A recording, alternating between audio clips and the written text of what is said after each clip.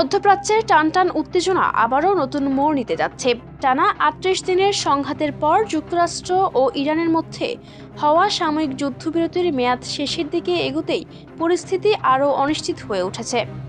একদিকে স্থায়ী শান্তির জন্য আন্তর্জাতিক কূটনৈতিক তৎপরতা চলছে, অন্যদিকে পাল্টাপাল্টি হুঁশিয়ারি, সামরিক প্রস্তুতি এবং আস্থাহীনতার বার্তা নতুন করে যুদ্ধের আশঙ্কা বাড়িয়ে তুলছে।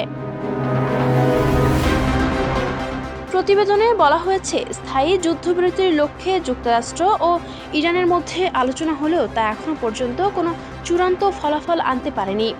পাকিস্তানের মধ্যস্থতায় দুই পক্ষ এক দফা আলোচনায় বসলেও তা ভেস্তে যায় বলে জানা যায়। এরপর থেকেই উভয় পক্ষের অবস্থান আরও কঠোর হয়ে ওঠে। ইরানের পার্লামেন্ট স্পিকার ও প্রধান আলোচক মোহাম্মদ বাঘের গালিবাফ রাষ্ট্রীয় টেলিভিশনে দেয়া বক্তব্যে বলেন, যুক্তরাষ্ট্রের ওপর তেহরানের আস্থা নেই এবং পরিস্থিতি যে কোনো সময় আবার সংঘাতে রূপ নিতে পারে।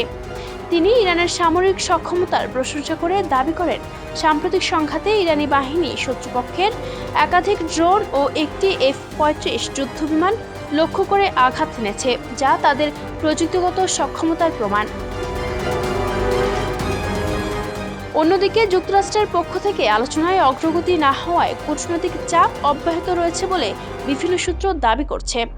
এতে করে ইরান আরও বেশি প্রতিরক্ষামূলক অবস্থানে চলে যাচ্ছে বলে ধারণা বিশ্লেষকদের।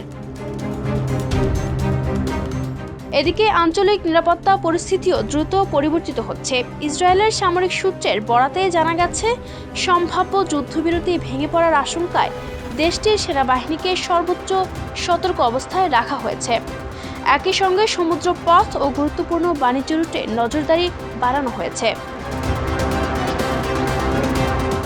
অন্যদিকে ইরান হরমুজ প্রণালী দিয়ে জাহাজ চলাচল নিয়েও কঠোর অবস্থান নিয়েছে বলে দাবি করা হচ্ছে।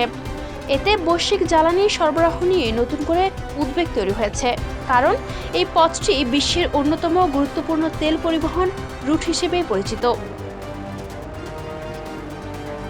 তবে পরিস্থিতি শান্ত করতে পাকিস্তান ও মিশর আবারও সক্রিয় ভূমিকা নেওয়ার চেষ্টা করছে।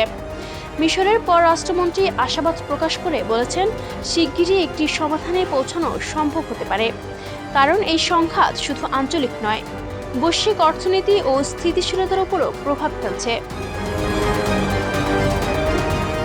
পাকিস্তানের সূত্রগুলো জানিয়েছে, দুই পক্ষকে আবারও ইসলামাবাদে আলোচনার টেবিলে আনার চেষ্টা চলছে, যেখানে একটি স্থায়ী যুদ্ধবিরতির রূপরেখা নিয়ে কাজ হতে পারে। তবে এখনও আনুষ্ঠানিক কোনো তারিখ ঘোষণা করা হয়নি। বিশ্লেষকদের মতে, বর্তমান অবস্থায় কূটনৈতিক অগ্রগতি না হলে যুদ্ধবিরতির মেয়াদ শেষ হওয়ার পর মধ্যপ্রাচ্যে নতুন করে বড় ধরনের সংঘাতের ঝুঁকি তৈরি হতে পারে। Ayesha Akter Swarna, Campus Times.